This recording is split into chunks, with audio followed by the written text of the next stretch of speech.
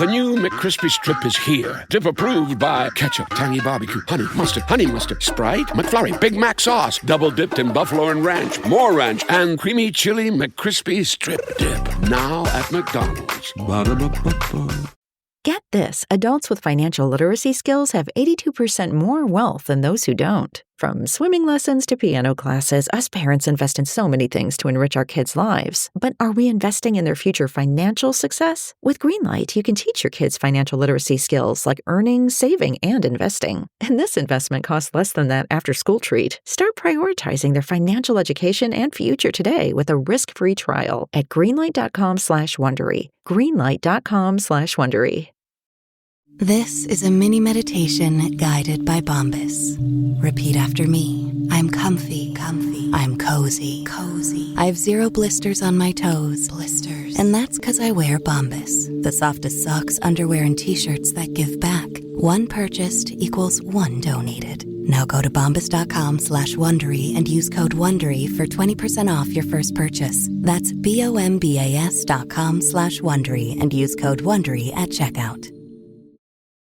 I'm Lola Blanc. And I'm Megan Elizabeth. And we're the hosts of Trust Me, the podcast about cults, extreme belief, and the abuse of power. Now on podcast 1. We want to debunk the myth that people who join cults are uneducated, because anyone can be manipulated by a narcissist. And we should know we both have been. Join us every week as we explore the world of extreme belief, talk to survivors and experts, and share our own experiences with cults and the abuse of power. Get new episodes of Trust Me every Wednesday on Podcast 1 and anywhere you get your podcasts.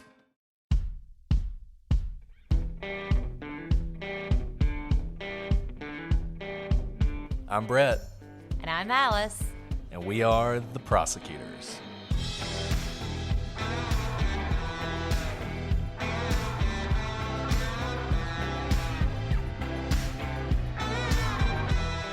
Today on the prosecutors, Alec Murdaugh takes the stand.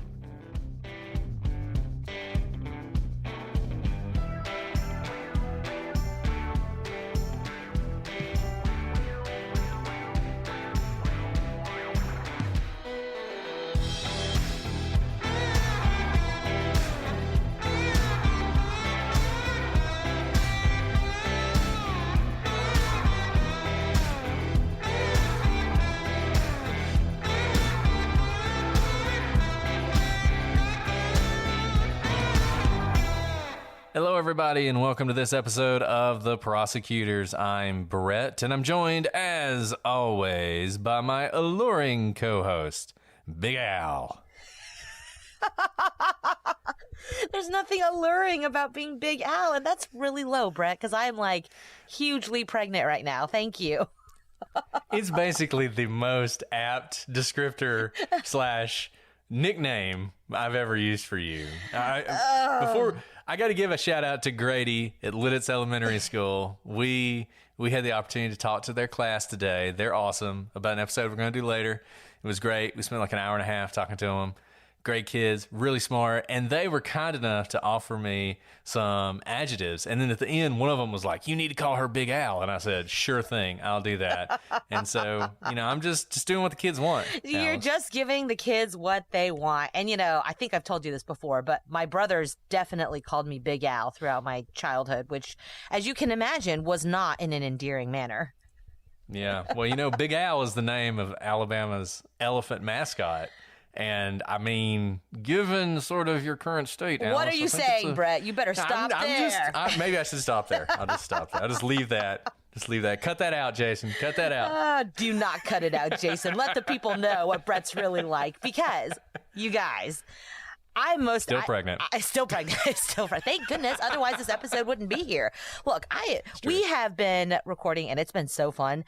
I will say it's exhausting to record so many episodes in succession, because usually we try to pace ourselves because we have, day jobs and families and other responsibilities like, vacuuming our houses. But getting to do this in such close succession, you really begin to see the story take place, and it's like we're binge recording. Just like when you binge watch, you pick up on things and parallels, and you kind of reach these epiphanies when you remember very clearly what just happened. And we've of course been watching the trial in real time. We've been recording. I mean, right before we pressed record, both of us kind of reached an epiphany on one of the key points that we're going to discuss today. And that's really exciting. So, you guys are hearing this week after week. Some of you like to save it up to binge. I totally get it when you do that. It's like reading a book, reading it all in one sitting versus waiting, chapter after chapter. So I'm having a fun experience binge recording, but may it not be so forever. Yes, and it's been fun doing this as the trial's ongoing. Doing anything like this while the trial's ongoing is always exhausting. It's been more so because, as Alice said, we're trying to get this done in anticipation of the bundle of joy that will soon be with us. And I know at this point when you're hearing this is, I don't even know anymore, episode 8, episode 9, who can say? And I know some of you are probably getting a little tired of Alec Murdaugh, but as we've said, this is one of the most sensational cases in the history of true crime. It deserves as deep a dive as it can get. And I hope you guys are enjoying it. It'll be over eventually, and I think some of you, as some people have said about the trial itself, they're going to miss, the cast of characters and the prosecutor and the judge and everything else when it's over. So enjoy it while it lasts. These kind of cases don't come around all the time.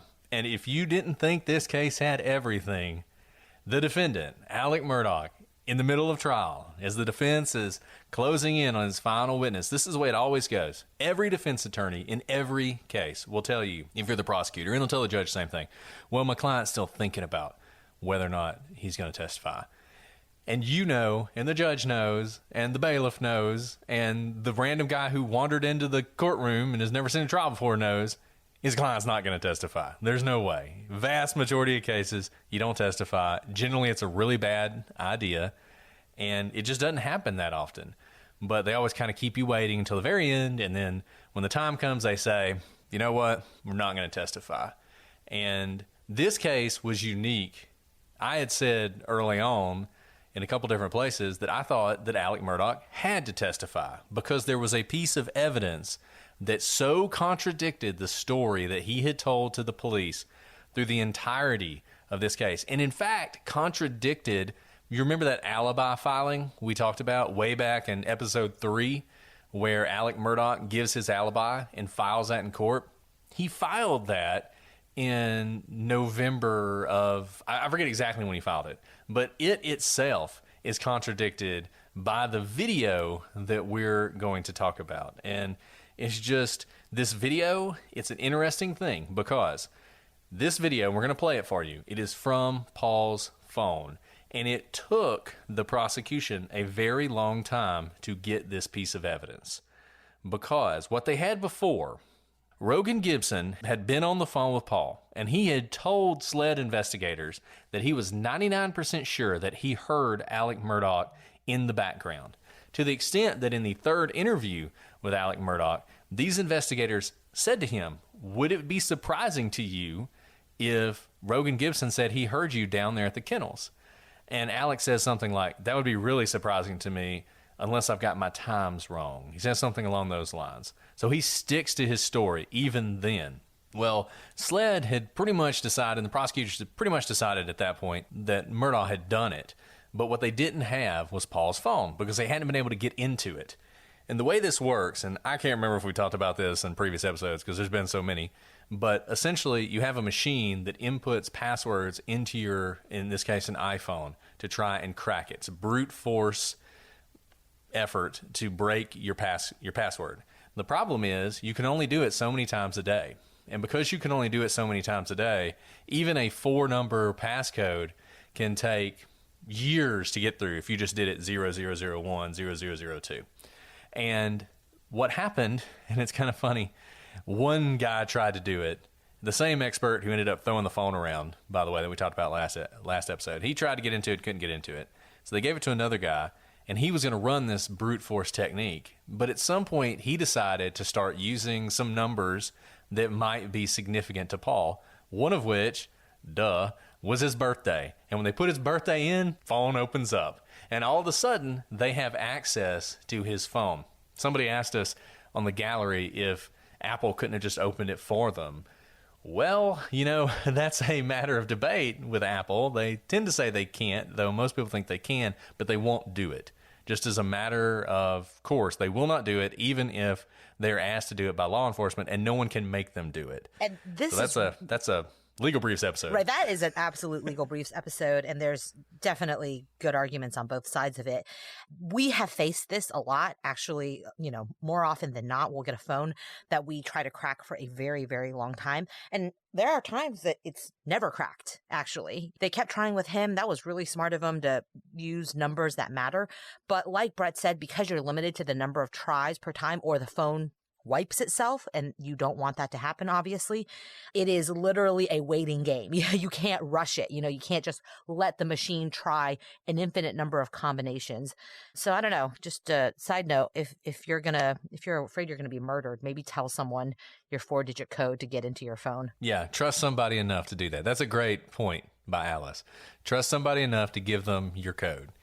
And I've had a case where it wasn't actually my case, but I was working on it with another guy, where there was a 5-year statute of limitations on the crime.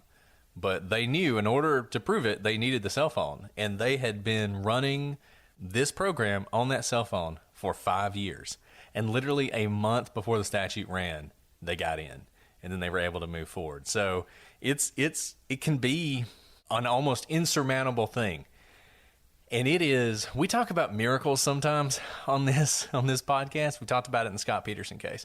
The absolute miracle that Lacey Peterson and Connor Peterson washed up on that beach when they did, in the condition they were in, when all of the other things that could have happened, including being washed out to sea, and how that fact helped convict Scott Peterson. The Delphi case, the miracle of having that video is going to end up convicting, hopefully, the person who did it. And discovering this video is the miracle of this case. I mean, truly the miracle, as we'll see the import of this case. And I believe in the opening, the prosecutor describes it like, this is game changing, this video that's found on his phone, because I think the reason it is game changing is I do not think Alec knew this video was on the phone.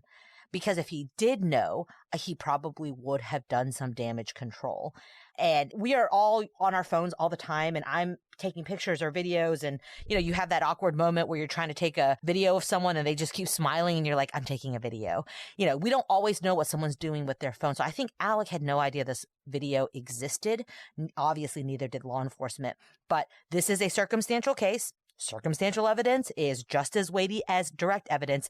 But with a circumstantial case, especially one where it is Alec being accused of murdering his own family on his own property, a lot of people are going to be just dead set against being able to believe that's even capable, that human nature is able to be capable of creating a human being who turns on their own flesh and blood.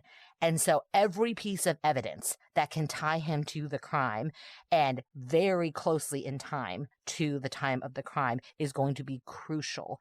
And the police were right. That evidence existed on Paul's phone. And this video, I know some of you it's funny because we talk about this. It's hard not to talk about this case like everyone knows everything about it. But I know there are some of you who don't. So you're like, what's on the video?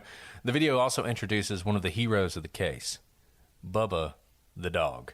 And you're going to see why in a second. So just to lay this out for you, remember, Alec Murdaugh's story that he has told from the very moment this case started, minutes after his wife and son were killed, was that they had dinner together. He laid down on the couch, was playing with his phone, fell asleep, woke up later, tried to call Maggie. It was time. He really needed to go see his mom because he'd meant to see her all day and it was getting late.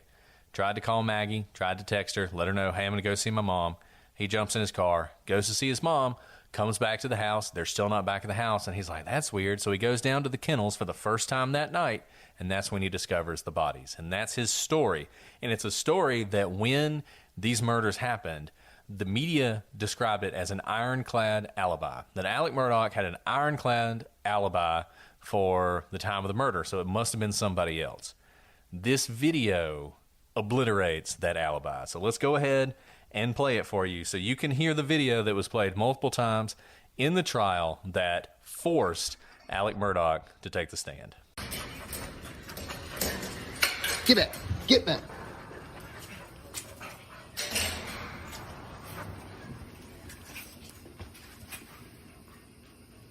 Quit, Cash. Come on. Quit. It's okay. Come here. All right, Dad. Come here, Cash. Shit. Come here. Post it. Cash. Hey, he's got a bird in his mouth. Bubba. Hey, Bubba. That's a guinea. This is a chicken. Come here, Bubba. Come here, Cash. Come here, Bubba. Cash. Quit.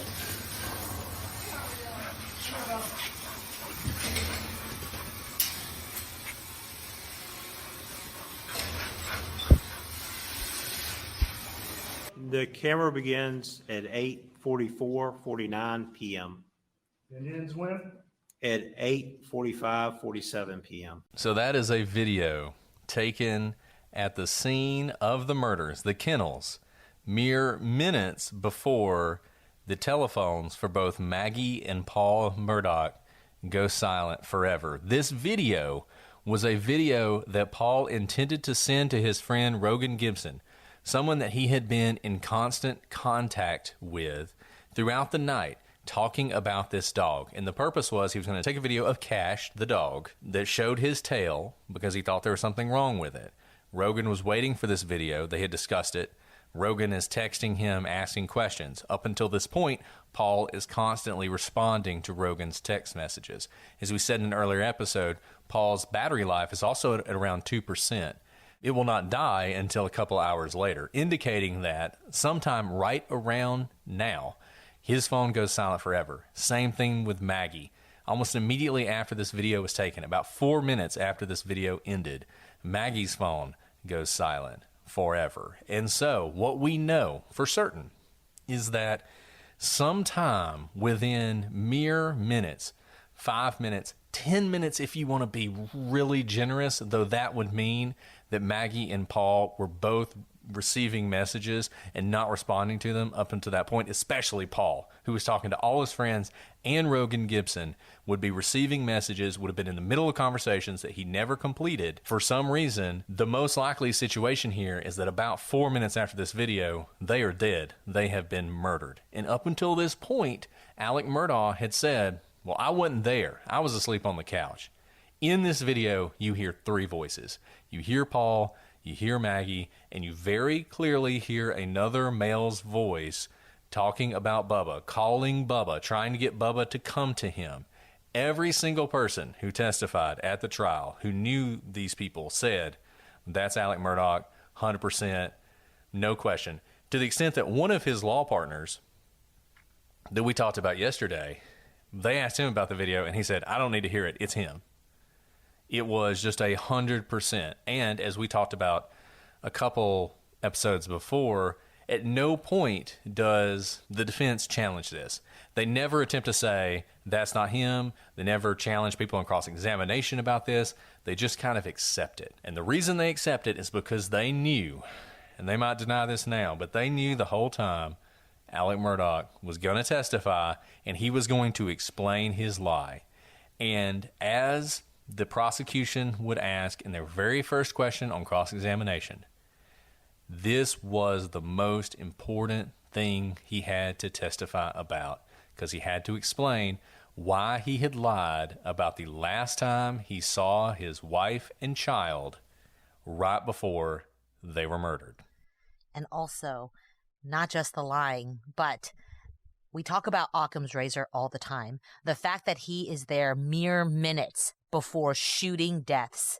Shooting deaths meaning they are not silent deaths. I don't care if you have a silencer on your gun. These gunshots would carry. And within minutes, they would have been dead by gunshot wounds.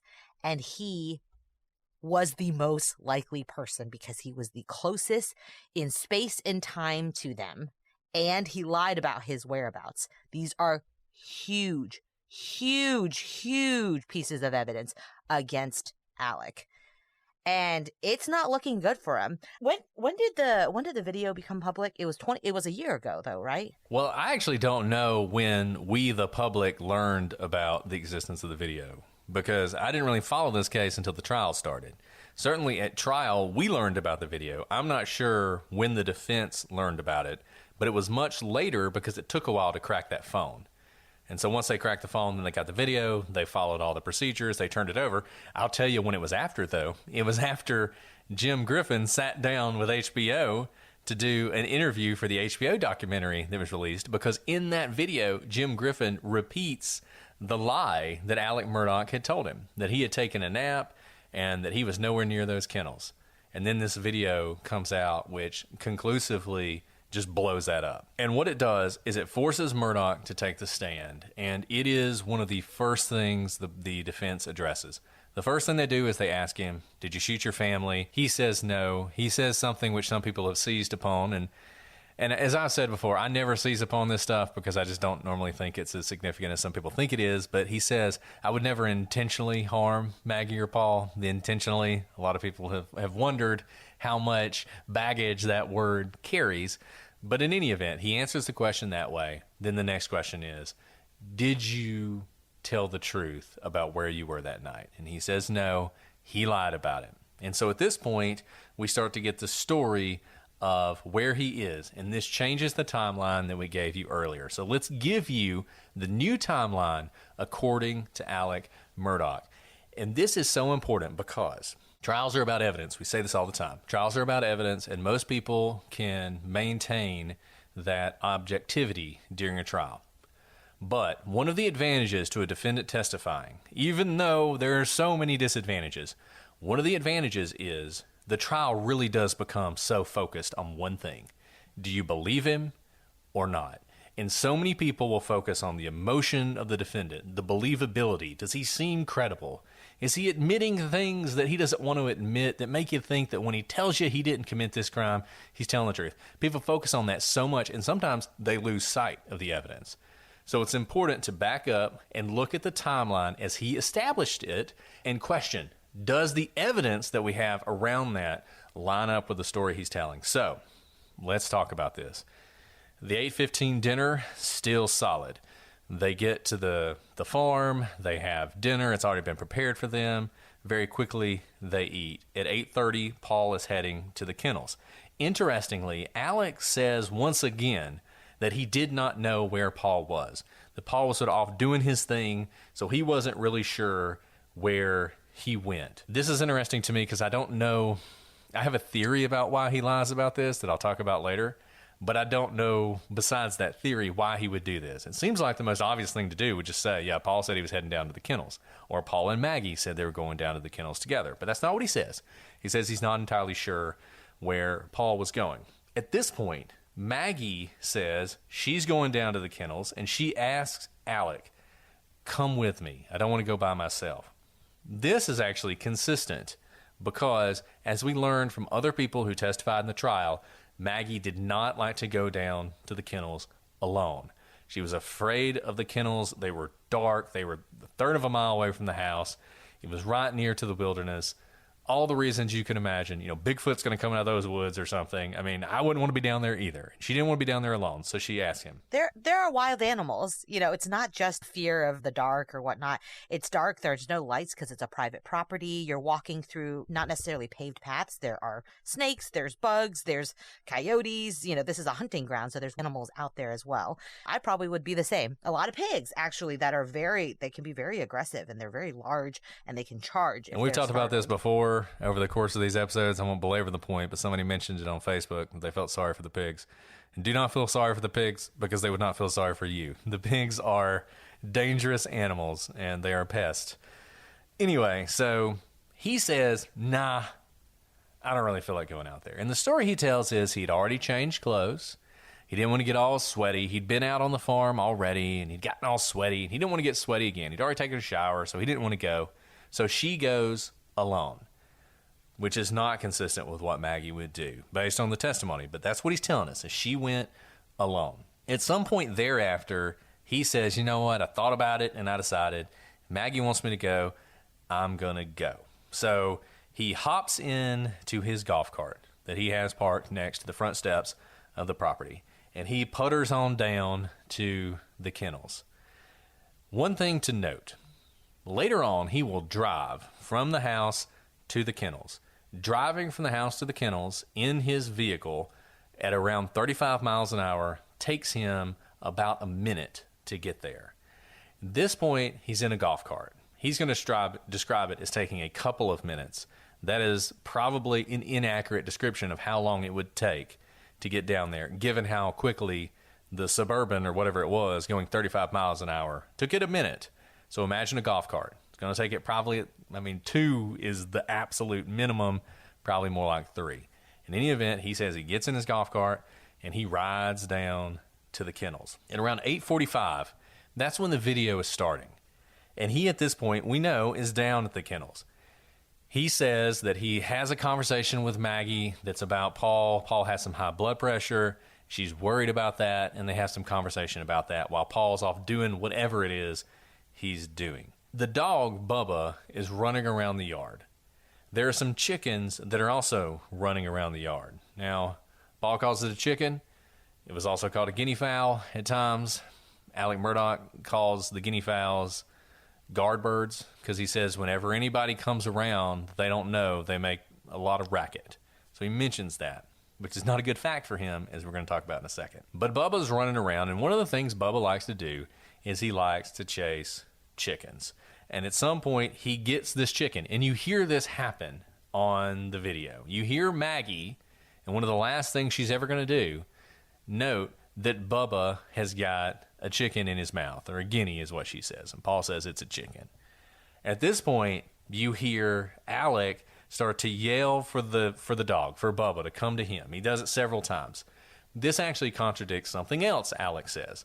Alec says he never got off of the golf cart. He basically rides down the golf cart, he gets there, he talks to Maggie for a few minutes, all of a sudden Bubba's got the chicken. He says Bubba is so excited about having the chicken, he wants to bring it to you. So he basically sits there on the golf cart, he brings the chicken to him, he gets the chicken. The only time he gets off the golf cart is he takes the chicken and he puts it up. So basically, in his story, Bubba comes over to him pretty quickly, he gets the chicken, and he puts it up. The chicken, sadly, will later die. It will sacrifice itself for this. I guess the chicken is also a hero. Bubba and the chicken are both heroes in this case, because if this hadn't happened, you wouldn't have heard Alec's voice on that video. On this 50-second video, it would have been so easy to miss him. But because of Bubba and the chicken, you don't. We just listened to the video, so it's at the top of mind here. That's what's so interesting is the video, of course, never shows anything but the dog, Cash, who is the subject of the video. The subject of the video is not the guinea or Bubba or Maggie or Alec. So, but for this dog going off and, happily trapping a guinea or a chicken, we never would have known that Alec was there. And you can also tell during this that because Paul responds, there's no way that Alec wouldn't have known he was there. It very much sounds like, he doesn't turn his camera towards the action. This is probably something that happens not infrequently. You have hunting dogs, Bubba's one of their favorite dogs. He's out and about. He probably does this all the time. So Paul doesn't even turn the camera when he says it's a chicken. Like, this happens all the time. This is not some special event that I have to capture. He is on a mission to show Rogan what's wrong with the dog's tail, not try to capture whatever's happening, this sideshow. And I can't even believe how lucky and unlucky for Alec this is. But for this video capturing his voice, we never would have known he was down there. And also, you can hear the action and the scuffling that's happening. It does not appear that Alec is stationary. He's kind of huffing a little bit and quite exerting effort. You can hear the effort in his breathing as he's trying to chase the dog in order to get the chicken out of his mouth. So, an interesting thing about this, and what I would advise you do, we always tell you, go to the sources. Don't trust us. You can find Alec Murdaugh's testimony all over YouTube. I want you to listen to it, and I want you to listen to it with one thought in mind. I want you to focus on what he remembers clearly and what he doesn't remember at all. Up until this point, his memory is crystal clear, to the point that he is giving us way more detail than we'd want to know. He's talking about Bubba. He's talking about which trees Bubba is peeing on. He's talking about which chicken it was, and the fact that they're guard chickens, and Bubba, the way he does it. He's not trying to kill them. He just wants to grab them, and he remembers exactly how he got the chicken out of his mouth. He remembers exactly the conversation he had with Maggie. He remembers exactly where he put the chicken. He has an almost photographic memory about everything that was happening. He puts that chicken where it will end up dying, and from that point till a point sometime later, his memory gets very fuzzy. He's asked, "What did you do after you put down the chicken?" And he says something which, like I said, I don't really believe in Freudian slips. This one I did believe in because it struck me immediately. He said, the words he used, "I got out of there." I got out of there. Not, I left. Not, I told Maggie and Paul I need to go see my mom. Nothing like that. He got out of there. So in his telling, he puts that chicken down, and then he makes a beeline for that golf cart. He hops in it, and he's heading out. He got out of there. He's riding back up to the house. He at no point says or can say what exactly he said to Maggie at that moment, whether he said anything to Paul, whether he said anything to Maggie. He may very well have left without saying anything at all. And this is something that becomes very striking to a lot of people. An hour after this happens, he is going to find his wife and son brutally murdered. And a lot of people who have suffered any kind of tragedy have said, I always remembered. I replayed those moments over and over in my head, and I never forgot the last thing that I said to the people that I cared about. And I will tell you, there are some of you out there right now who don't buy that, who say, oh, I don't know, you might forget. Well, it was a traumatic situation. And that's fine. One of the interesting things about juries is there are 12 people in that jury. For some section of that jury, that fact is something they will never get past. Probably a pretty big number of them will never get past the fact that he could not say the last words he said to his wife and his son before he left that area. And even if there are other people who that doesn't mean anything to, that's fine. Maybe some other piece of evidence will convince them. And I think that's an important thing to remember in a circumstantial case. We talk about this a lot. People often take it piece of evidence by piece of evidence. That's not how you do it. Look at the whole. There may be certain pieces that are really convincing to you and certain pieces that are really convincing to other people. It's an interesting thing about the reasonable man. What's reasonable to you is not necessarily entirely reasonable to me. What's convincing to you isn't necessarily what's convincing to me. And really smart lawyers will know you should hit a point hard that you think is going to win some people, but make sure you have some other points as well. And this is one that I think swayed a lot of people when they heard that. The I got out of there probably swayed some people. And I don't really remember anything I said before I left probably swayed some people. Yeah, and it is stark. Go watch it's probably a 10-minute, 20-minute sort of part of his testimony, but the immense detail he provides about the chicken and Bubba is almost comical if this were not a murder trial. And then his utter lack of ability to remember a single thing after he puts that chicken on the kennel where it ultimately dies is stark. Right? We always talk about if he had been hazy in his memory the entire time, that would have been one thing. But there is a demarcation from when he is able to remember things down to the very details of how he stuck his hand in Bubba's mouth and a leash and a collar on Bubba to Bubba's favorite whatever. Everything about Bubba, the way he yelped excitedly when he had a chicken in his mouth and then they were dead. Or I don't even know if I said goodbye to them. I left. It's hard not to find it jarring when you're listening to his testimony in the way that he presents it as well. And you may be saying to yourself, well, that's actually believable, because if he was lying, he would say to Maggie, hey, I'm going to ride back up to the house and I'm going to go see my mom. But here's the problem. He had already told the story that he had concocted about what happened that night. And included in that story was when he decided to go see his mom, He texted Maggie and tried to call her to let her know that he was going to do that. If he said, well, you know, I told her I'm going to go up and go see my mom. If he said that, that would be contradicted by his later statements.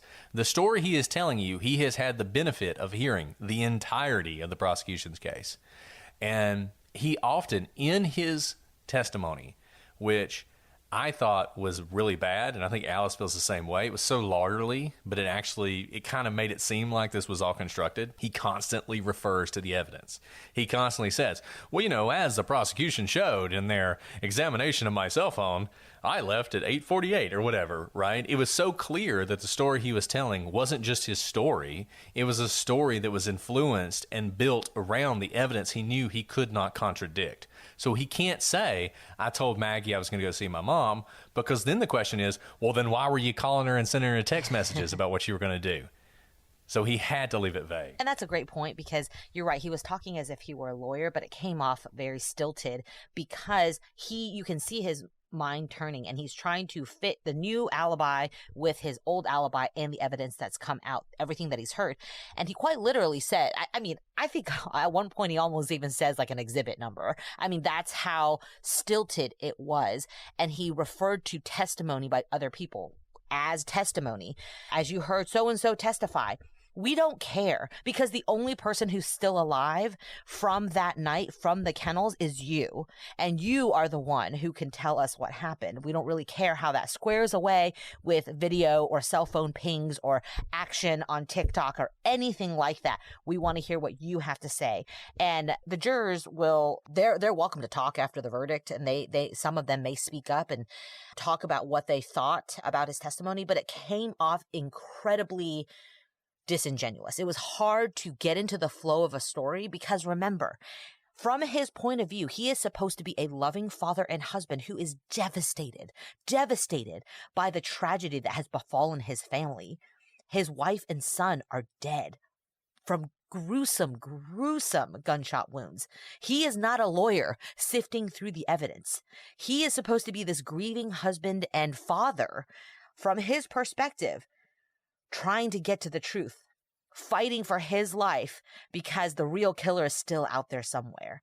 And his testimony truly did not sound like that. It sounded like a bullet point of responding to the evidence as it had already been presented in a way that really didn't fit logic. So he says, I got out of there. I agree, Brett. I mean, I think a lot of people seized on the get out of there. It's your own property. It's your own kennel. That's a strange turn of phrase to explain how you leave your own property. When I leave my kitchen, I don't usually say, and then I got out of there, unless I had set a fire in there and wanted to quickly leave, something along those lines. But it was a strange turn of phrase. And very interestingly, Jim Griffin, his attorney, doesn't follow up on it.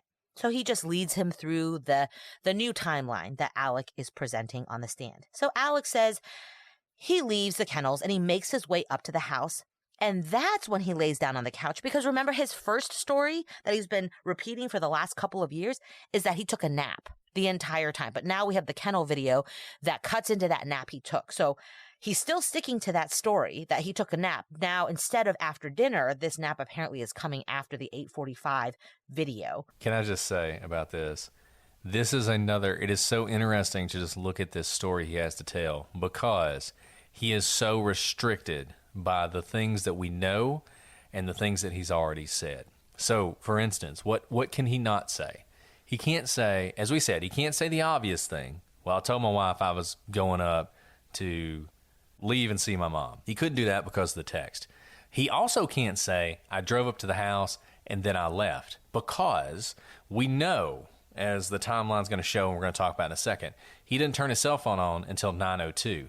So what's weird about this case is, in some ways, this timeline is incredibly compacted, but in some ways, there is a chunk of time from when that video ends to when he turns his cell phone on that feels like an eternity for him, because he has to fill it somehow. And we know the murders happened then. We know they did. They had to have, which means he has to explain how he didn't hear anything and he didn't see anything. And so he goes back to the crutch he had relied on in the beginning. Well, the reason? I was asleep. and this is so strange, right? It's already pretty late at night, so he decides to lay down on the couch. Again, this is fuzzy. This is not with the level of detail that he has when talking about Bubba and the chicken. He kind of bumbles around. He says he may or may not have gotten a spit cup, and he may or may not have fallen asleep in a very, very short amount of time. We're talking minutes. We're not talking about like an hour or so. But he lays down and kind of says, I might have fallen asleep. I kind of drifted. I'm not sure. But again, he said he took a nap, and he needs to explain how he doesn't hear gunshots. And so this is making his way into the new timeline. And I want to focus on something Alice just said, because it's something that nobody ever mentioned, I don't think, in the case, that I think is significant. It is late. It's really late to lay down and take a nap. It's like a bedtime. It's already a bedtime. Exactly. Certainly for me, man, if I make it to 10 o'clock, I'm happy, right? He says in his original story made more sense. Right? Because in his original story, he said, I'd eaten, I was laying down on the couch, I was watching television, I was playing on my phone, which, by the way, is a lie, because the time he would have been taking a nap, his phone was off and had no activity. But nevertheless, that's what he says, and I drifted off to sleep. So in the initial story, it's an accident. He wakes up a little bit later, realizes, oh shoot, I'm supposed to go see my mom. He jumps up and does it. In the new story, he can't tell that story anymore.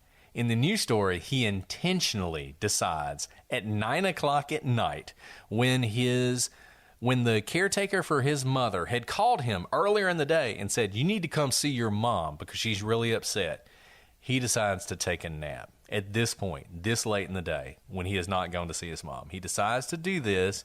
And as we're going to talk about, the spit cup thing, for those of you who are more sophisticated than I am, so people dip, they put tobacco in their mouth, and when you do that, you got to spit, because if you swallow it, you get sick. And so a lot of people will get a cup, and they spit in the cup. That's what they do.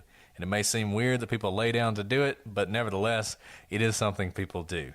It is interesting to point it out because this nap has to be about the shortest nap in history. Remember, the video from the cell phone happened at around 8:45. He's got to get that chicken.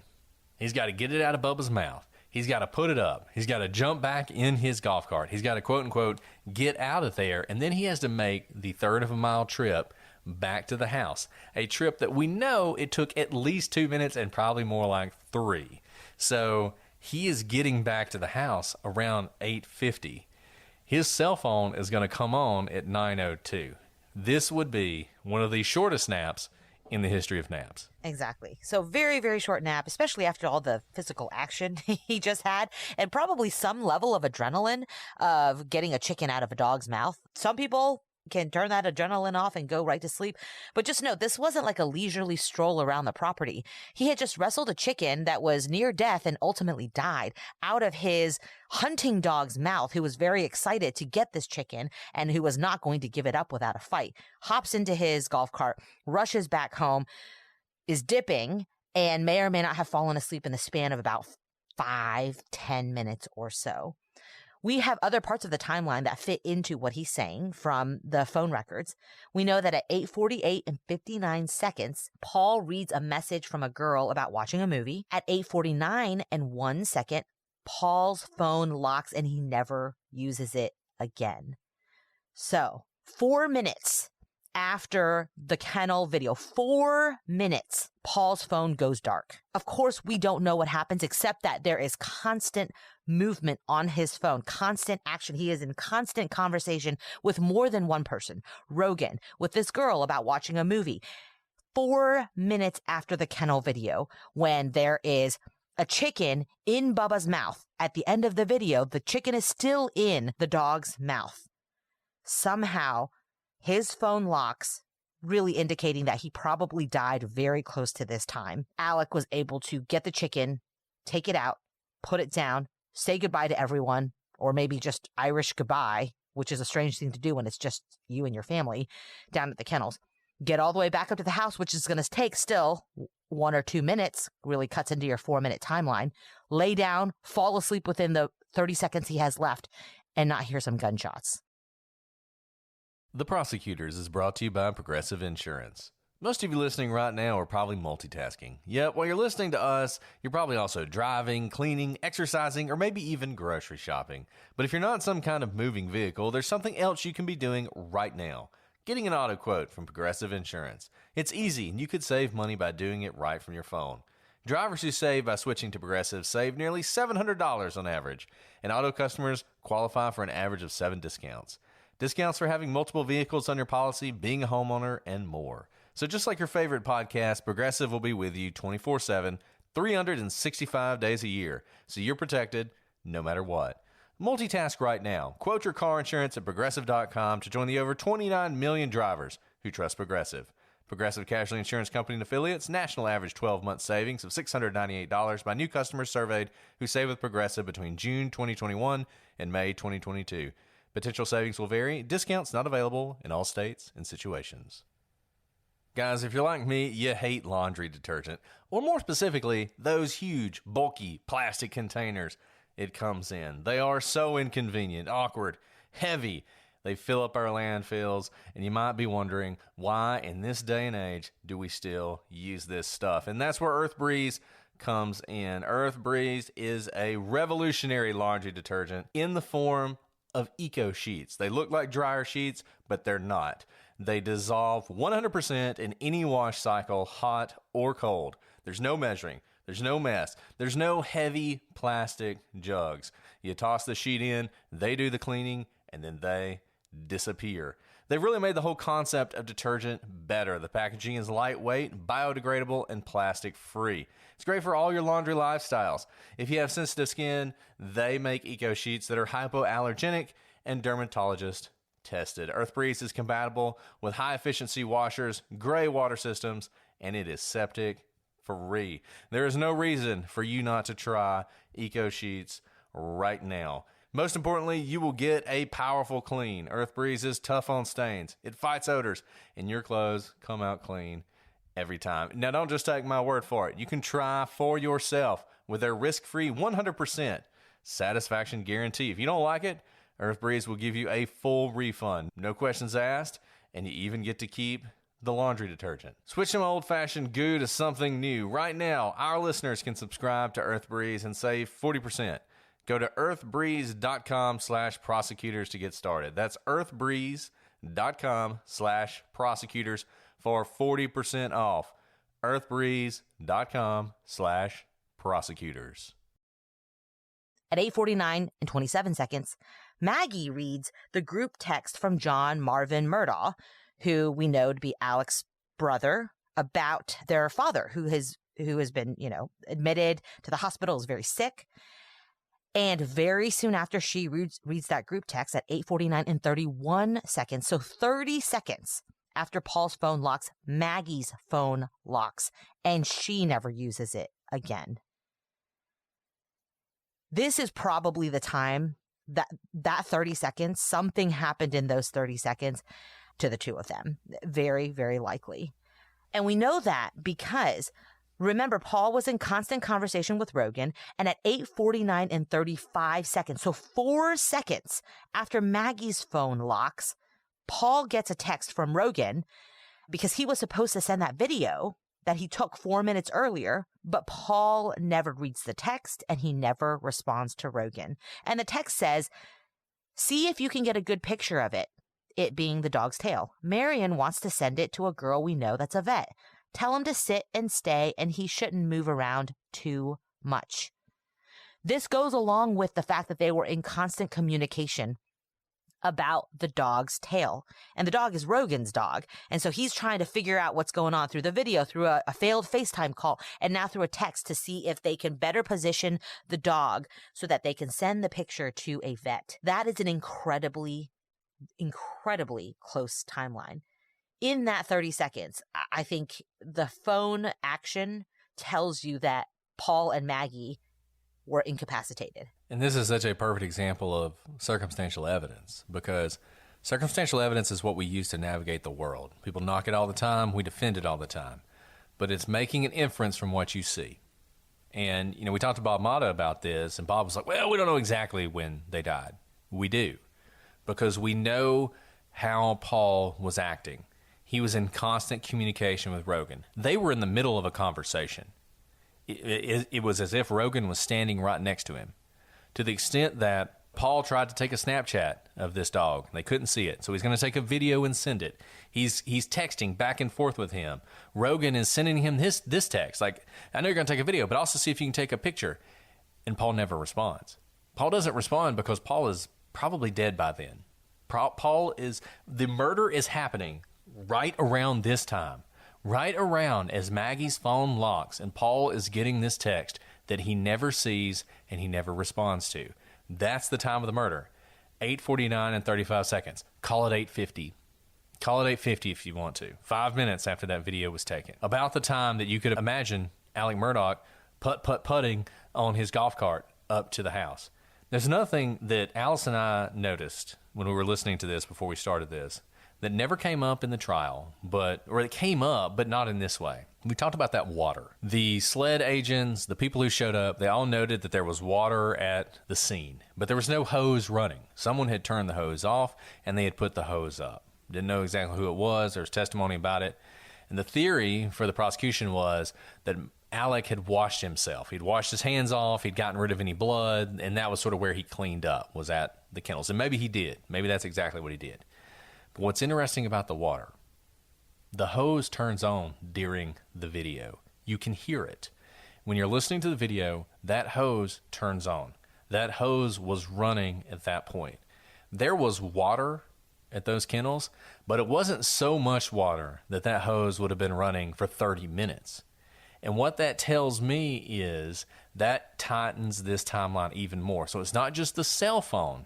It's the fact that the water is already running when the video starts.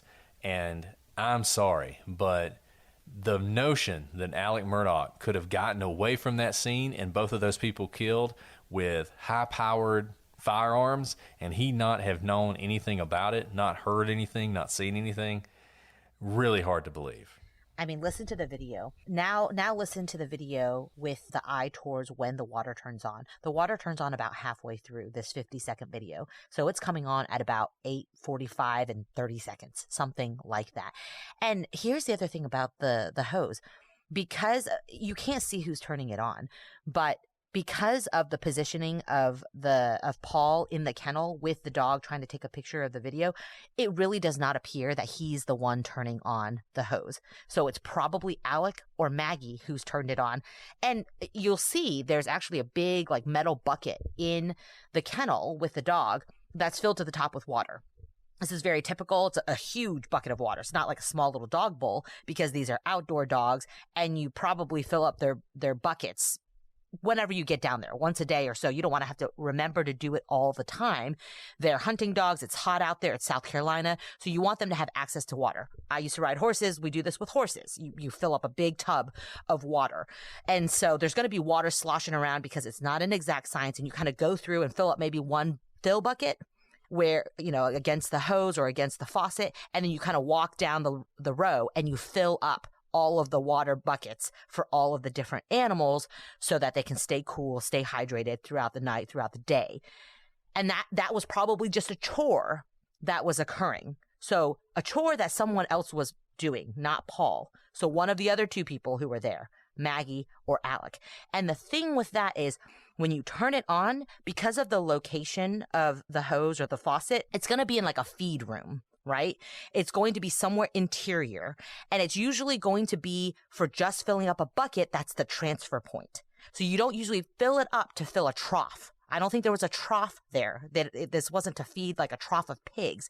It was to fill up a smaller bucket, and you come back multiple times to be able to top off everyone else's water.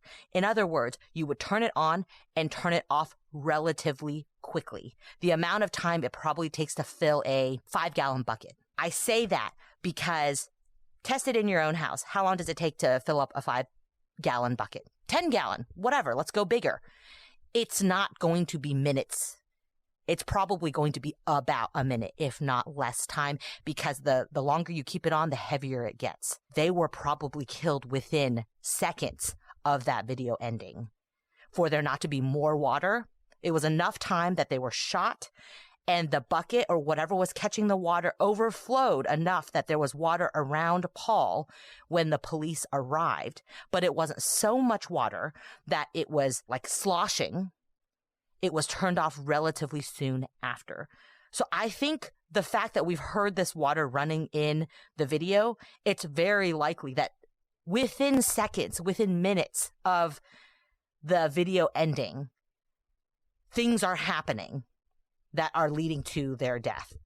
I think the timeline is much more constrained than even the constricted 4-minute timeline we were presented at trial. Right, because, the defense was like, well, who knows? Maybe they just didn't use their phones again, and 10 minutes could have passed. But no, I think the water ties things together. I think based on, we know what Paul's doing, like Alice said. He's filming the dog.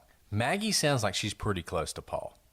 So I think this was the beginning of the plan. I think Alec Murdaugh turned on the water to just, he's just working with the dogs, and he was always going to wash himself off with that water. I think he probably, in those couple of minutes after that video ended, acted like he was doing the thing he was doing. Oh, I got the chicken out of the dog's mouth. Now I'm going to fill the bowls and maybe wash out a kennel or something. And then at some point, when the moment was right, he struck. He killed his family. He then used the hose to wash off. Then he turned off the water. And the water you see is about the amount of water you would expect for that kind of the timeline to happen. And the fact that the water was turned off and the hose was put up, some random person isn't going to do that. They're not going to take the time to do that. But he did. And I think the water probably ends up being, we kind of, it's funny because when this started, we said, why are they talking about water so much? And they never really explained why they were talking about water. But now I think the water was probably pretty significant. And that's a great point. We talk a lot about the guns that were used in this murder, and the location of the kennels all point to someone who was very comfortable or familiar with the property and with the guns of the family, and how unlikely it would be that a killer would come onto this gated property and just assume or hope that the family guns were on the property for them to use to commit the murders.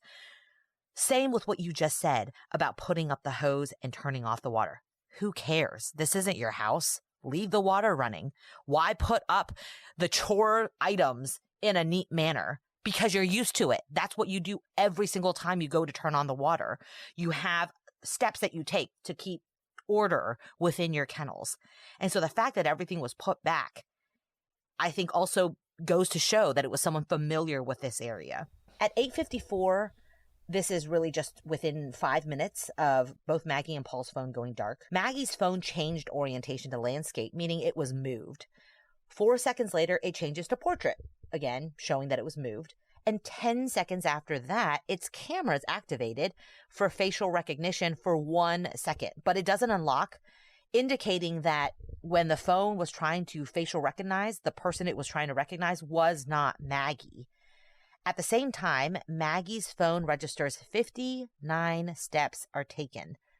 There are no more steps until it's found the next day, and the phone locks in portrait orientation at 8:55 and 52 seconds. So essentially, it sounds like someone other than Maggie is handling the phone for about 1 minute, from 8:54 to 8:55, and they're doing something to the phone because it's trying to read their face. You don't do anything to cause an iPhone to read your face. It just senses there's a face and starts to try to read it. You can probably do this if you pick up someone's phone who's not yours. It starts to spin and tries to recognize your face. And the changing of the orientations, again, is something purposeful. It's not just tumbling down a hill. It's when someone moves it to try and look at it. And of course, it moves in steps, but also we know that it's tossed some amount of distance from her body. Note, though, that this is all happening, and I think the evidence shows that it's not Maggie who's handling her phone, and her phone went dark 5 minutes earlier. So she very likely died sometime between 8:49 and 8:54. And so did Paul, right, of course. Look, there's not much you can dispute about this timeline. I think she's dead at 8:50. If you disagree with me, she's dead by 8:54:40. There's no question about that. That is the absolute latest that Paul and Maggie are dead. 8:54 and 40 seconds, because whoever handled this phone was not Maggie. And let's talk about that. If we think she's dead by 8:50, what's happening for those 4 minutes before I think the killer picks up her phone, maybe turning off the water, maybe putting up the hose, maybe doing a little bit of cleanup, walking around, making sure some guns are missing, turning around, looking at what needs to be locked up, closed up, taking away any evidence, brushing away footprints. Putting up the dogs. What about the dogs? The dogs are out and about. Probably, we know that at least Bubba's running around free. There's a chicken that's half dead, about to die on a kennel. And there is some amount of gathering yourself before you leave, walk over to Maggie. And look, who knows why it's Maggie's phone that somebody picks up, the killer picks up. But she was in constant communication with other people. He may have been trying to get into the phone to see what was going on. Maybe he did think there was a video that was taken, except he thought it was on Maggie's phone. Because remember, Paul's phone was about to die. It was 2%. And maybe he had seen that. Maybe he'd seen that the phone was on like the red battery and like, oh, that wasn't the phone that was used. Maybe it was Maggie's phone that was used. Maybe she had been on the phone because she had been looking at a text from John Marvin just 4 seconds before her phone locks. She is reading a group text from a family member of Alex. It's possible he was trying to get in to see if she ever responded to that group text or to erase something that might be incriminating, but can't get into it, and so instead tosses the phone. At 9:02, Alec testifies that he either wakes up or gets up from the couch and turns on his phone. Remember, this is when he's drifting in and out of sleep. And conveniently, his phone has actually been off since 8:09 p.m. So it's been off for almost an hour. We talked about last episode where his law partners and people who knew him well said that he was never without his phone. He always had his phone. Of course, during cross-examination, Alex says, sure, the property had pretty bad signal, so you had to be in the right place to get signal. So it would be not uncommon for me to walk down to the kennels if I was going for a short time and leave my phone behind. But he also said in the cross-examination that if he were going out and about in the property, like to go work on the land, check on different parts of the acreage, he would definitely bring his phone.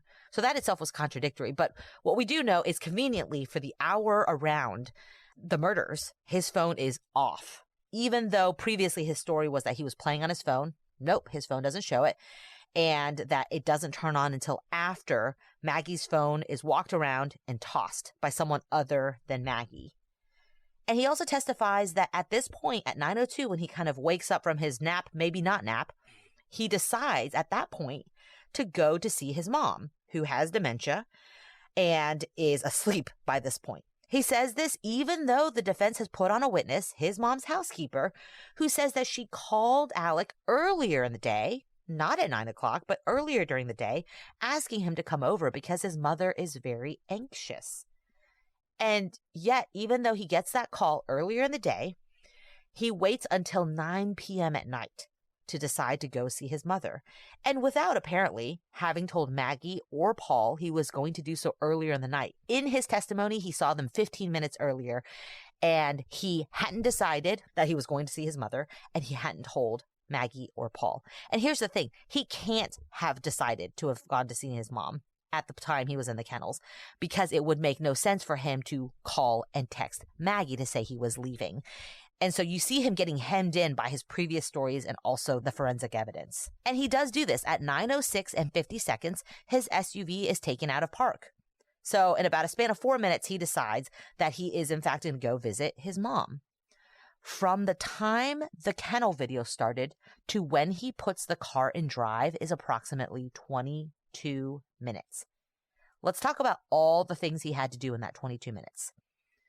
In that time, Alec gets a chicken out of Bubba's mouth, makes his way back up to the house, which is a third of a mile away, may or may not have taken a nap, wakes up, decides he's going to see his mom, sends Maggie a text and calls her, and gets in his car to leave. That is Alec's own timeline of what happened. And as the prosecution will point out in cross-examination, also after he wakes up is the most steps that his phone will register by far that day. He is a busy, busy person in those moments after he wakes up from his peaceful nap and decides he's going to see his mom. He takes more steps than he will take when he finds the bodies of Maggie and Paul later in the day. And that's a really great point. So in his half asleep induced slumber, he is essentially running compared to how he was moving previously. Here's the $1 million question. He is asked, Alec, why did you lie then? And this is the whole point of him testifying, to explain the lie, right? So far, he's given an alternate timeline of events, but what really matters is why lie? And Alec has been very verbose about certain things, very verbose about the layout of his mom's house and the breakfast nook and what flowers you can see out the breakfast nook window and memories of his father in that house and Bubba's collar and the chicken dying. But he's very cursory about this $1 million question. And it's not only cursory, it's unbelievable what he says. He says he lied about being at the kennels because his drug use made him paranoid and he no longer trusts the police. That's it. He does not elaborate. He doesn't go into his addiction and how it made him paranoid and how it made him feel and what about him distrusts the police, especially when he is a volunteer solicitor. His century line of Murdaugh family members have been in law enforcement. He is a man who displays his badge, pretending to be police, on his dashboard, installs blue lights on his own car. Why he does not trust the police. But this mistrust leads to exactly one action. He lies about where he was before the murders happened. Nothing else. He doesn't refuse to speak to the police. He, in fact, calls 911, gives an extensive interview that night on camera. He doesn't refuse to let the police into his house without a warrant. All it caused him to do, according to Alec, is lie about the one thing we know he lied about because of independent evidence. His location during the kennel video. I mean, Brett, he is a smart man and he's had a lot of time to think about, trial had been going on for about 5 weeks by the time he took the stand. He had a long time to think about what his answer to this question would be. And he would know, as his attorneys would know, that this answer would make or break him in terms of his credibility with the jury. And he had a terrible answer for it. I could come up with a better answer any day, right? It could have been something along the lines of, I knew because of my background in prosecution and as a lawyer that when there is the person left alive who is on their own property and they're related to the dead people and they're the ones who find the bodies and call 911, I'm going to be the prime suspect. I get that. That's what law enforcement is going to do. And that's them doing their jobs. But I know that I didn't do it and I didn't want them to get sidetracked looking into me when the real killer's out there and they may be going after the rest of my family. That's a great story. That's much more believable. But he doesn't say anything like that. He literally just says, I mistrust the police. And that's it. And it's a testament to, I think, his arrogance in one way, that he did not come up with a better story. Some people have asked, was he shocked by this? Was this some sort of revelation at trial that they had this video? And as we have told you, there are no revelations at trial. As soon as the prosecution had this video, they have an ongoing obligation under the discovery rules, under Brady and all the other ones, Giglio and Jinx and everything else, to turn this over. So as soon as they got it from the phone, the defense had it. And they would have known this was going to be something that was going to happen. And the fact that he could not come up with a better story, to me, is it's remarkable. And this is what he comes up with. And I think the reason for this is that he does the thing that so many of these people do. And you see it in Casey Anthony's, another good example. Trying to use the language of actual victims, of actual sufferers and people who have struggled to overcome things to their advantage. It is such a dirty thing to do. And he's trying to use the language of an addict. He is trying to tap into the national problem we have with opioid abuse. I have no doubt he was taking opioids. No doubt. I'm sure he was. But what he wants you to think is, this is my disease. It was my disease talking. It wasn't me, it was my disease talking, and it led me to this drug paranoia, and that's why I did the things we've done. And I will tell you, we have heard from so many people who have actually struggled with opioids who were so deeply insulted by this, because this is not what happens when you actually are struggling with this addiction. It sounded honestly a lot like he had watched the documentary Dope Sick and repeated what he heard on Dope Sick of how it makes you feel when you're in withdrawal. And this is what Brett and I do. We've handled a lot of pill mill cases. I have interviewed hundreds, maybe more, addicts who were on incredible amounts of opioid pills per day. And I've seen them act in front of me. Some of them have not detoxed. Some of them have detoxed, but it changes the grooves in your brain. It quite literally changes the physicality of your brain, and you act differently even when you become sober. And I mean, everyone acts differently when they're addicted, but it sounded like he was playing a part and he was repeating things of people who had truly suffered addiction from like a movie, not even knowing someone in person who had gone through this. Sure, I bet you he's taken lots of things. I bet you he's done cocaine. I bet you he has done all sorts of things because he is above the law. But I think he's recreational. I don't think he was taking 50 pills a day or $50,000 worth of opioids a week. We can talk more about the believability of that and how he could possibly sustain, that amount of drugs in his system. But even as he was testifying, there were things that he testified about that he clearly knew a lot about. He knew a lot about hunting dogs. He knew a lot about chickens. He knew a lot about shooting. He knew a lot about hunting. I don't doubt that. When he talked about it, there was fluidity in the way he testified. When he talked about his addiction, it was stilted and it sounded like he was watching through a mirror, something else that was happening to someone else and pretending to take it on for himself, which, Brett, you hit it on the head. It's offensive for people who really do struggle with addiction to hear him say things like that, because the things he was saying were so unbelievable. And I'm shocked personally that he wouldn't have done more research to know what the right answers were for someone who was trying to describe their addiction, because he was saying things that were really just blatantly false or impossible for someone who was actually addicted in the manner he claimed to be addicted. And that carried over to his language and his testimony about the police. We all know the continuing and important dialogue we have in society today about the police and about the power they have or the power they don't have. And there are good arguments on both sides. And there have been terrible instances of abuse of police power. And again, it was one of those situations where he had watched, I don't know, like a police protest video and adopted the same protest chants as opposed to actually living it. It didn't ring true because he was one of those corrupt law enforcement people who abused power. Testimony came out that he was acting in the ways that law enforcement are criticized about in terms of abuse of power. So for him to just repeat these sort of tropes fell flat. They completely fell flat for me, and I think for most people watching it. And this is why I love you, Alice, because sometimes I feel like we share a brain, because you're exactly right.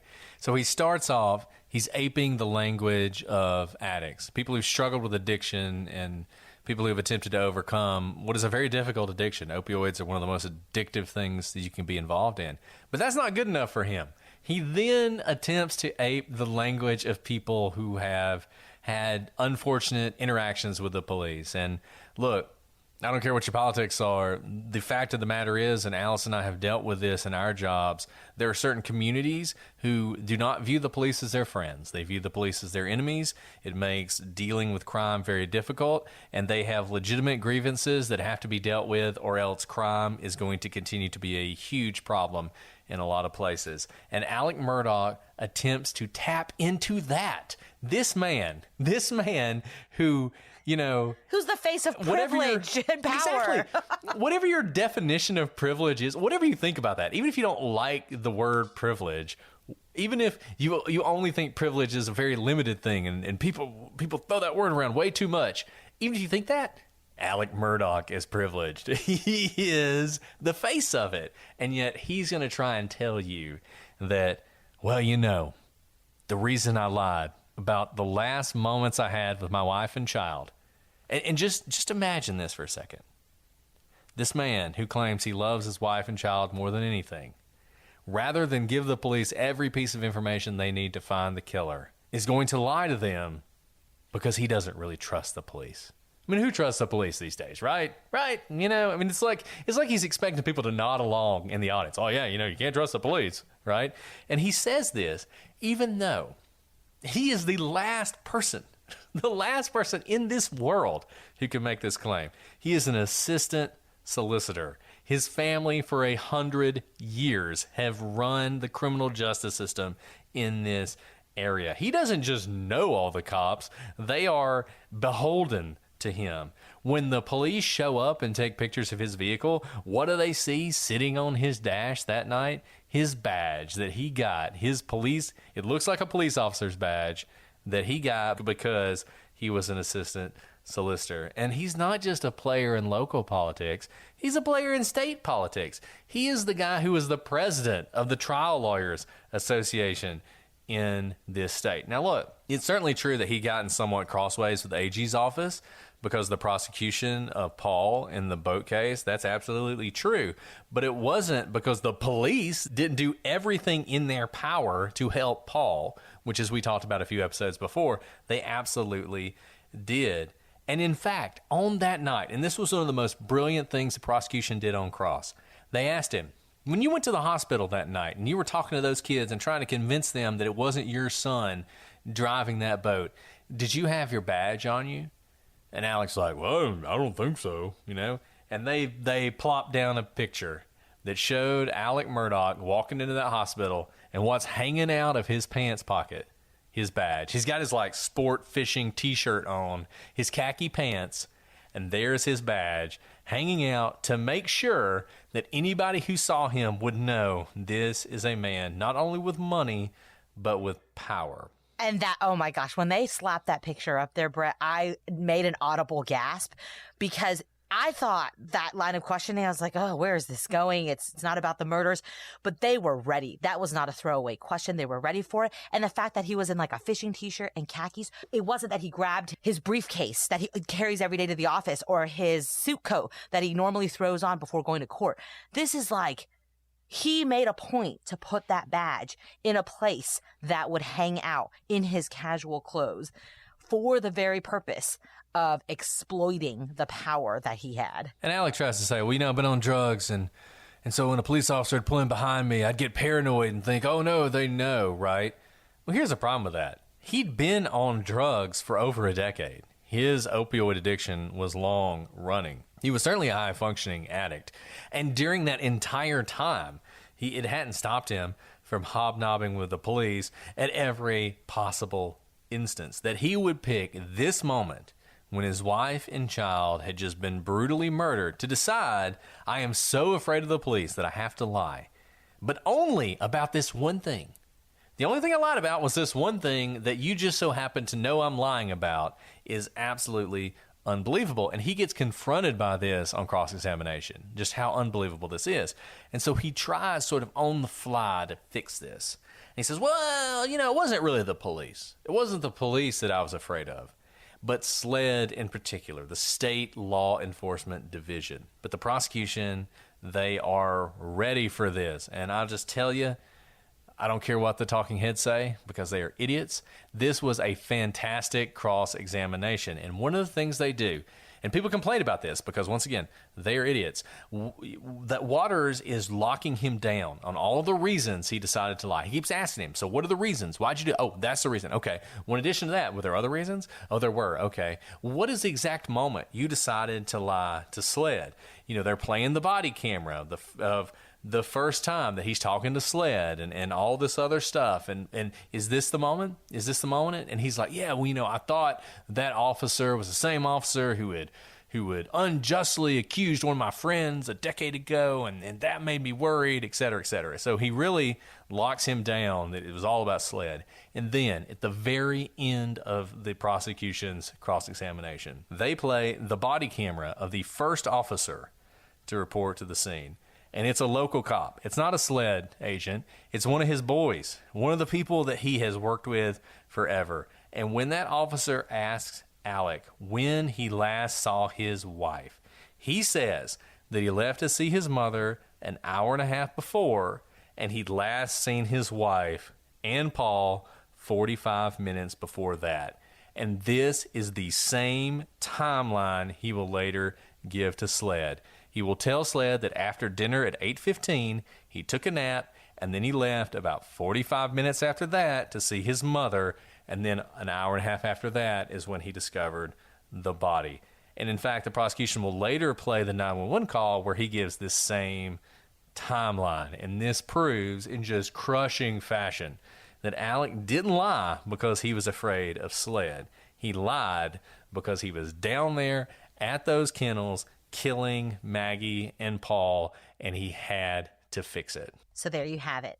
Alec takes the stand, just like Brett predicted weeks and weeks before he actually took the stand. And he gives a new timeline that is unbelievable and does not answer questions and is really decimated on cross-examination.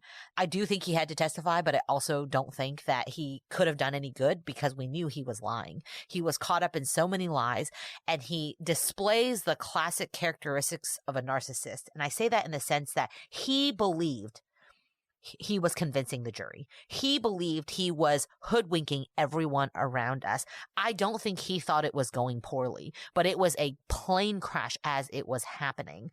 And I know he didn't think it was going poorly because he was so incredibly verbose. You know, a lot of people have laughed how he used all of these pet names. He called Maggie Mags. He called Paul Paw. He called Rogan, his son's friend, not even his own child, Roro. I mean, it was almost laughable because he thought he was the smoothest talker of all time. And he thought he was so endearing and so convincing that he had everyone under his spell.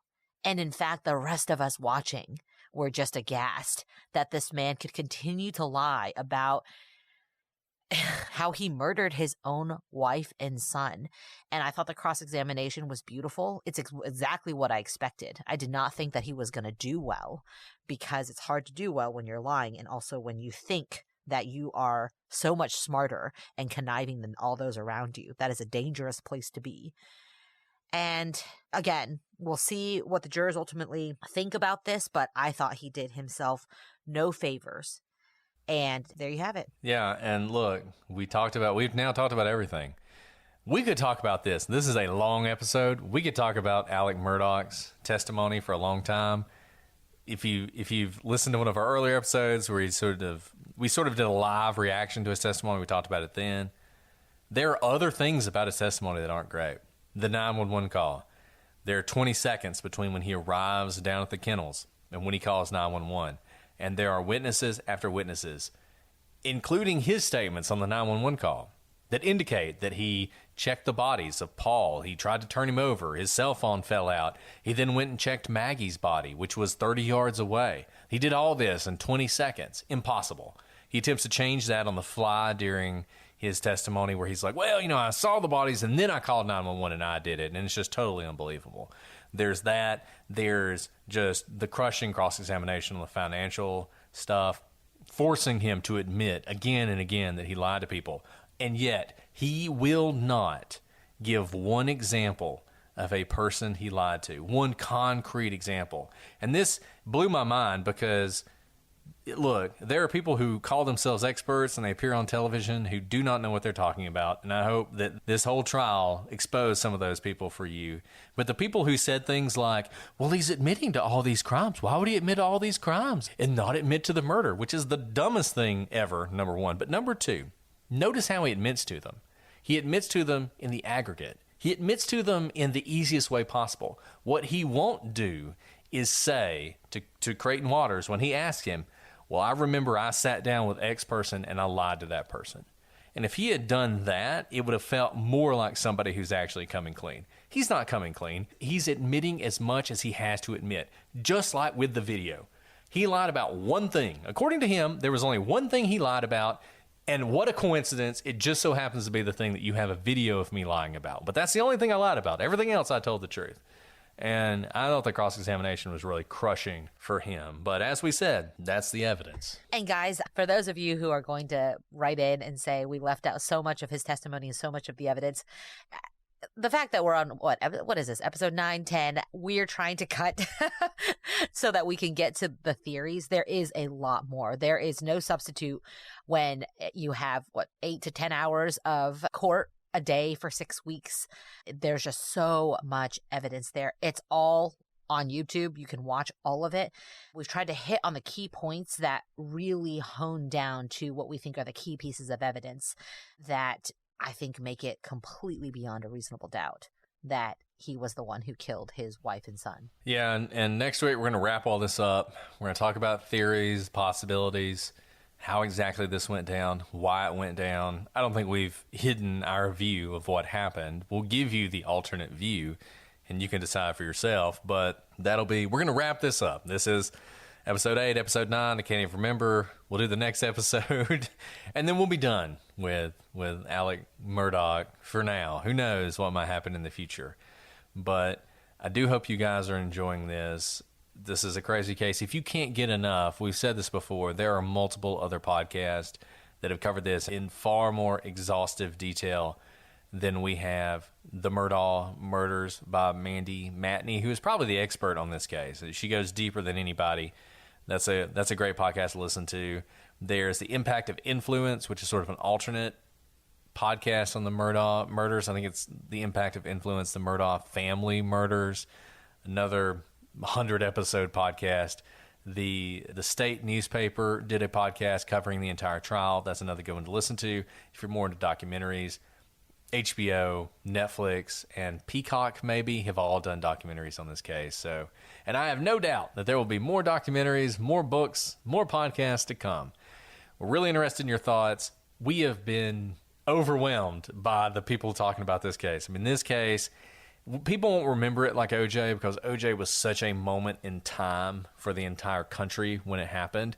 But in true crime, this is one of the biggest things that's ever happened, and we've seen that just in your engagement and the way you talk about this case. Don't be shy. We're not sick of it. If you're not sick of it, shoot us an email, prosecutorspod@gmail.com, @prosecutorspod for all your social media. Hello to those of you watching on YouTube, and to those of you listening early and ad-free. Thank you so much to all of you on Patreon. I mean, so many people have joined the Patreon in the last couple months, and that was a thing that we started because so many people said they wanted to support us.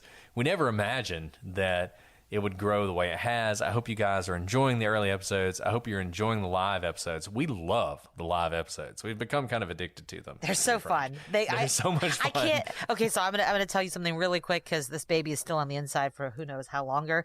We've done a couple lives for the Murdaugh. I didn't tell you this, Brett, but one of our first lives, I definitely had contractions all throughout the night because I was so excited on the live. I was like, oh no, Murdaugh's really going to make this baby come. But they are so fun because you guys give us so much energy. Quite literally thousands of you show up for it, and we have such a blast, and it sounds like you guys do too. So we'll keep doing them. We might have to take a little bit of break while I go, have this baby, but we will be back with them. So thanks for making those fun for us as well. And remember, if you give at the $100 level, you get to name Alice's baby. So just remember that if you're listening now. I'm just kidding. Obviously, the baby's gonna be named Brittany. I don't know why it would be anything else. So, anyway, hopefully by the time you hear this, there will be a baby, and we will have given you some sort of update about it in the meantime. But next week, in the world in which we live, you guys will all hear the end of this saga, and then we'll move on to something completely different. But we got one more week of Murdaugh to go. But until then, I'm Brett. And I'm Alice. And we are the prosecutors.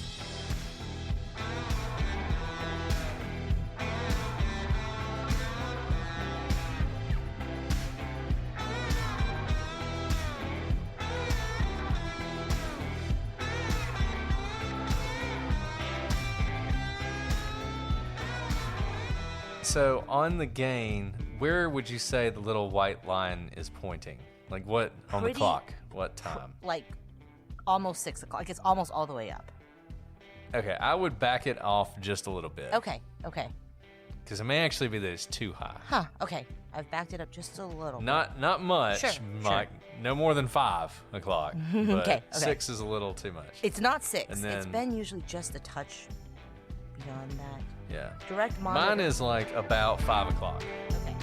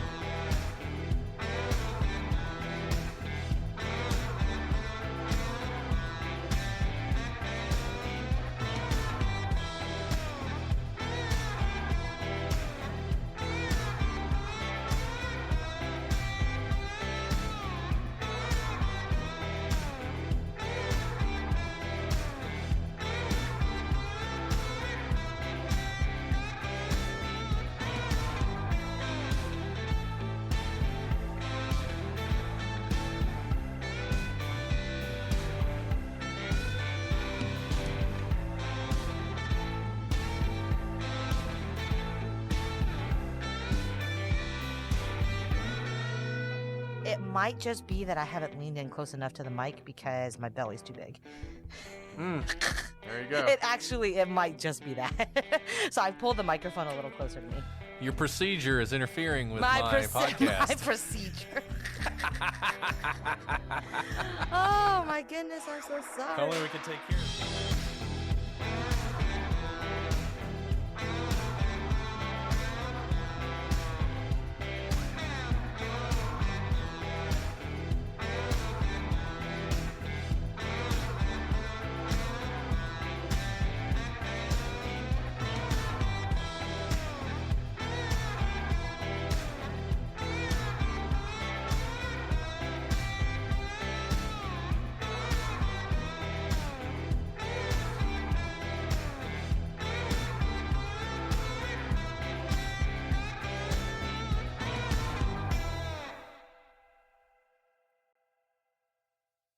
All month long on Pluto TV, stream the biggest Tyler Perry movies free. Watch your favorites like Medea's Witness Protection and Medea's Big Happy Family. Join Tyler Perry as he goes on a couples retreat with Sharon Leal in Why Did I Get Married? Or Idris Elba and Gabrielle Union in the Tyler Perry directed film Daddy's Little Girls. Plus, Pluto TV has hundreds of channels with thousands more movies and TV shows. Available on live and on demand. Download the free Pluto TV app on all your favorite devices and start streaming now. Pluto TV. Drop in, watch free.